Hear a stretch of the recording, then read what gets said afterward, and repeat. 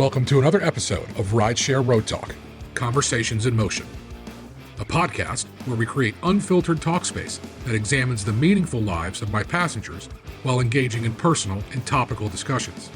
I'm your host and driver, John Fondas, and we're cruising the streets of Washington, D.C.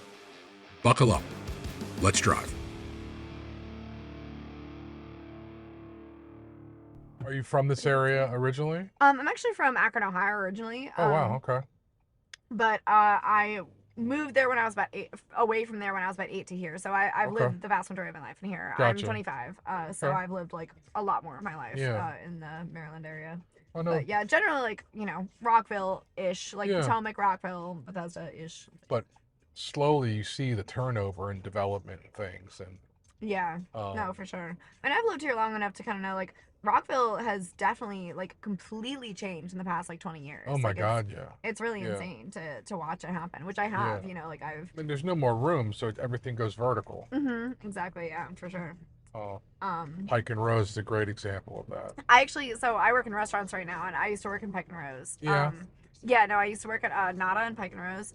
I don't know if you ever knew of it. It was like a taco place there, but Pike Rose is a very interesting place to work for sure, because like I got to know so many people. Like I know so many people around here from working in the service industry, in part because like, of course, you get to know everyone else in the service industry in Pike Rose, which there's a lot of because there's so many restaurants. Mm-hmm. And then you also like, I just know so many people from like being my customers and everything like that, and then also like having neighbors and stuff. So this area is weird because it's very densely populated, but many people know so many people. Like Yeah. it's Yeah. it is very familiar for being so populated. I used to come down quite a bit with my dog to Bark Social. Oh yeah. And when that place unfortunate, but- closed, Yeah. people lost their fucking mind, man. Yeah. It really took away a really nice energy to the whole little area. Absolutely. Absolutely, yeah. No, I've been to Bark Social a few times. Yeah. Actually, a lot of people in the neighborhood met because of their dogs. Yeah, so, for sure. Yeah. I mean, it's just, the vibe was, you go in there, you can have a beer or whatever, let the dogs do their thing. But afterwards, we just walk around and people are just in a generally good mood when you see just dogs and just people just hanging out. Yeah, for sure. And then, I don't know what happened, but hopefully they'll put something back there similar. Yeah, I don't know what they're gonna do with that. And I don't know exactly. I think like Bark Social, as a general company or something, like went bankrupt, or something like that. I think they like, did. Yeah, I think that's just an unfortunate thing. But I think that it'd be interesting if they put something similar there though, because it was, I feel like, popular enough. There was a need. For sure. Yeah, exactly. Like you're saying, it created such like an interesting community environment. Yeah. And then there's so many like shops and restaurants and everything, and it is a lovely little place to walk around for sure. I think there probably is data that the developers can look at that goes, wait a second, there are less people spending and doing things here because of it. Yeah. Even if it's a fraction, it's still enough to make someone go, wait. Yeah, I'm sure it's a significant, fraction of it. Because, I mean, like I said, I'd been there several times, like, some just with my friends, who had dogs, or, I think one time, like, none of us had a dog. We were all just like, let's just chill with some dogs. Like, so, yeah, no, it was unfortunate to see it go out. But there's still a lot of cool... Oh. I have a giant Bernese Mountain Dog. I was wondering, what kind He's of dog like you have. 130 pounds. He's gigantic. Wow. And he's so cute. Yeah, Very my mom, friendly. who I live with, has a bull mastiff, and he's a bit squatty, but he looks like he lifts weights. You know what I mean? Like he's buff. And he's a little bit chunky, so he's a good chunk of dog. And unfortunately, like we met so many people with dogs around the neighborhood because he used to be friendly with dogs, but for some reason in the past like few years, he's just gotten like a lot more mean with dogs. So that's weird. That's been unfortunate. Yeah, you got to keep him socialized. Yeah. I was there and there was like 3 girls. It was like, girls' night, right? And they were just kicking back and enjoying the energy. And, sure. And my dog walks up to them and they were just like gushing right there. Like, oh my God, and blah, blah, blah. Those gentle giants get us. And then he turns around and then fires like a giant diarrhea dump, like right in front of them. It was the funniest thing because like 2 of them were just dying with laughter, but one of them was absolutely like mortified and upset. And I was just cracking up. I I'm would have been like, laughing too. and he Oh my wasn't God. sick. It's just, Yeah, yeah. nervousness or whatever. Sure, yeah. So funny.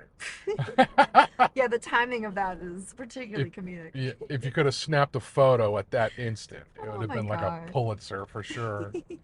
Yeah, one of those funny animal photos. Oh my Yeah. gosh. That is funny.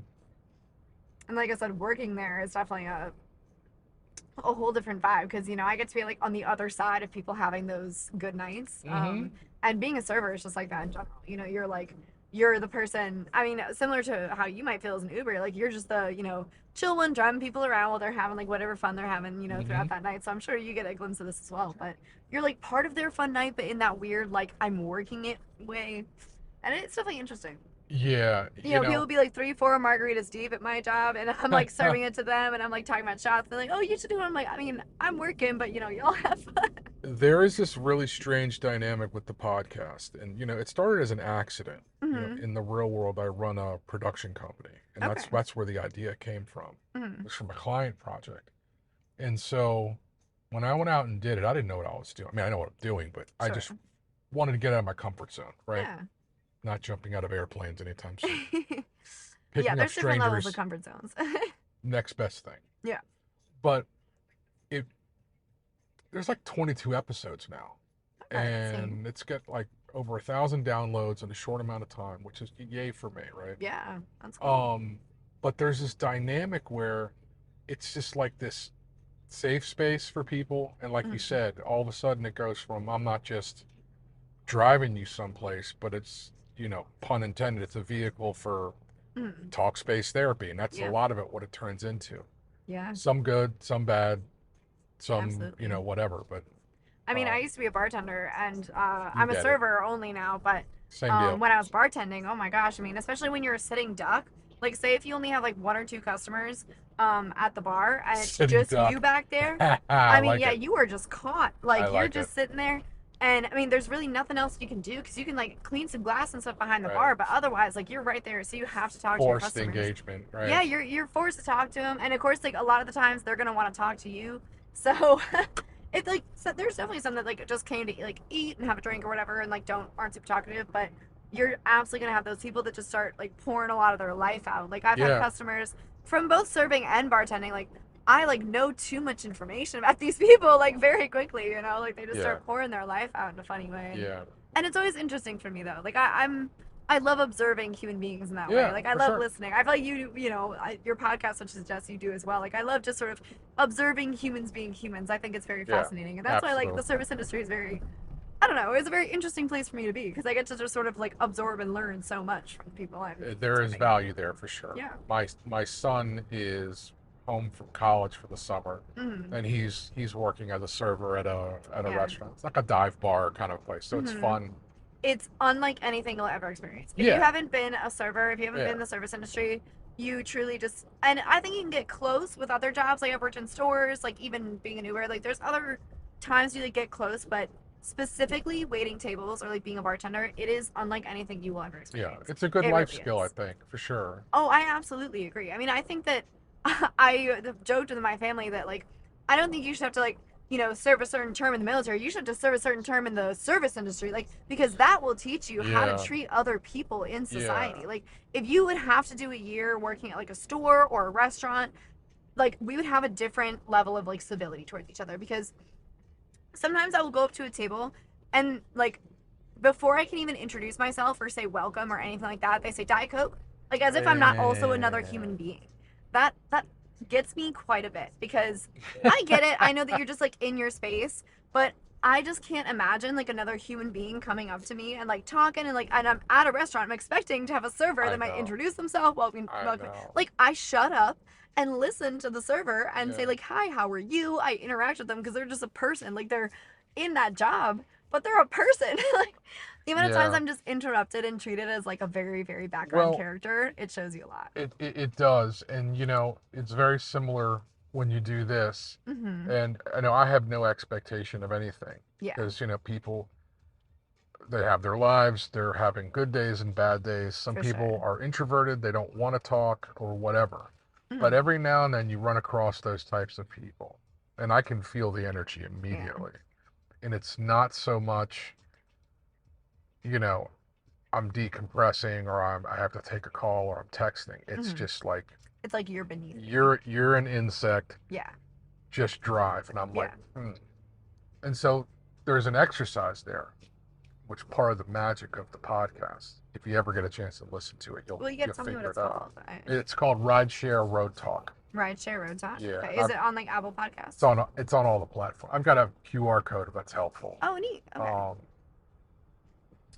But it's like I think the sentiment is you never truly know who you walk by on a day-to-day basis, what they're going through, what their lives are like, what they've done, who they are, successes, failures. Like everyone has that narrative, right? And it's a fascinating story. It just needs to be presented in a way that's engaging. Absolutely. And so it's no different than watching Netflix or a piece of music or a piece of art. Um, people Is your just last have, episode called Beyond Grief, Finding Strength in Loss? yeah, dude. That's you? Okay. Oh my God, man. That lady picked her up from dinner in DC, asked her how her night was going, mom's birthday, congrats. No, she killed herself a year ago after we had an argument. Oh my gosh. Yeah. Oxygen sucked out of the car. Yeah, I can imagine. But she wanted to talk, and that's what we did for like a half an hour. It was amazing. It was amazing. Wow. That kind of shit. And then there's one called Susan's Husband is an Asshole. Hysterical. Really? Family... No, it's a fascinating idea for a podcast. I think it's absolutely brilliant that you've done that. Yeah, it's pretty cool. Yeah. No, that's brilliant. Yeah. I think that like I said, I almost wish I could wear, like a mic during serving because I think that in itself would be very interesting just to like hear how a lot of those interactions go. Because I also think it'd be very eye-opening for so many people. I think that they would hear that back and think, oh my gosh, like, do I ever like talk to somebody like that? Because I think you don't even realize you're doing it. And I think if people were to ever hear that back in a way that you never do, because of course these like aren't ever recorded conversations in a way that is even a little bit more easier in a car because you have cash cab. There's things that have been like in a car, that's one thing. But like in a busy restaurant, that would be very hard to actually capture. Yeah. And so I think that'd be so interesting if you could hear back those conversations and hear the way people ask for things, or like I said, like how they treat their server. And the restaurant thing is tough, right? Because there's look, I do this for a living, like in the production world. Reality TV, there's nothing real about it. There's always a level of production that creates a filter. Of course. Whether that filter is a camera or whatever it is. Just a microphone, knowing you're recorded, here, in DC, it's a one-party consent. So as stupid as the law is, if I'm the one that sets up the microphone, that's considered the consent, and I technically don't have to tell you that I'm recording. I don't do that because I don't see the value prop in doing that. Yeah. Because it doesn't affect the outcome really at all. But there's no cameras. It's just a wireless microphone. Yeah. And I think if anything, like people might, still say the same thing, but also who knows? I think that could be people feel comfortable in a way, like in just the car, like one-on-one, and I think they might even say things they weren't even expecting to say. And for sure. I mean, and that's the other thing. There's no pretense, right? It's not like I walked up to you in a bar and be like, "Hey, what are you doing?" Yeah, can I get you from my TikTok? Like, right. And so there is a certain kind of safe space, and if I'm doing my job, I'm kind of disarming and conversational, and then usually that spawns a good conversation, which is usually all I'm after. I mean, you listen to any good podcast or even see any good interview, and you'll see like the interviewer like has to have a certain demeanor in order to have a actually good interview, because otherwise you'll end up with something combative or just like a conversation that doesn't go anywhere. Because even if you disagree or have some sort of discourse that would be challenging, you can't just like abandon that because you disagree. You have to have that demeanor that like welcomes them to disagree and then simply questions them as to why they think that, rather than like shutting down that point entirely. No, the audacity of people is definitely something that you learn in any sort of service to them. Because when they see you as any level of beneath themselves, there's a certain nature that comes out in people. And it's I love to like see this in like friends, or for instance if I'm ever on a first date with somebody, the way that they treat wait staff is so telling of who I think people are as a person. So that's like a key thing to pay attention to in people. Because like I said, anyone that you see as sort of like beneath you, it changes the game when it comes to how for sure. general customs. Yeah, for sure. I use golf as the same kind of barometer. I can figure you out in 15 minutes if I play golf with you. And whether or not like I'm going to do business with you. I would say most sports, actually. I think sports are another thing that brings out a certain side of somebody that you can then evaluate from there. I will lightly agree, but there's something about the dynamic of golf that exposes you on every level. Okay. Yeah. Not just competitiveness, but courtesy and respect and integrity and honesty. I can see that. I'm not much for golf, but for instance, I could even play someone in basketball, and I think that I would like, by the way that they played in every like, you know, minuscule way. Like I could tell like, you know, how just like, you know, if they play defensively, if they play like, you know, how much space they give you, how much they're in your space. Like there's so much to say for like, you know, and then if they're just a good sport, like I think that any sort of sport in that way, and like I said, just the ones I'm more familiar with, you know, are what come to my mind. But yeah, I think that that's another like specific instance that shows a different side to people. Yeah. Yeah, it's that one. Okay, cool. Sorry. Yeah. Thank you so much. Absolutely. Lovely chatting with you. Absolutely. No, thank you. Thank you. And have a wonderful time with your podcast. I have it like saved on my phone. Excellent. So I'm very curious to listen to it. Give it a listen. I think it's a brilliant idea for a podcast. Excellent. So I can like rate it or whatever. So I can rate your podcast. For sure. Yeah. For sure. Have a great rest of your day. See you. Bye now. Thank you for listening to this episode of RideShare RoadTalk. If you've enjoyed what you've heard, we'd love for you to review the podcast on your favorite listening platform like Apple or Spotify. Your support helps us so much, and don't forget to reach out on Instagram with your feedback or topic suggestions. Until next time, let's drive.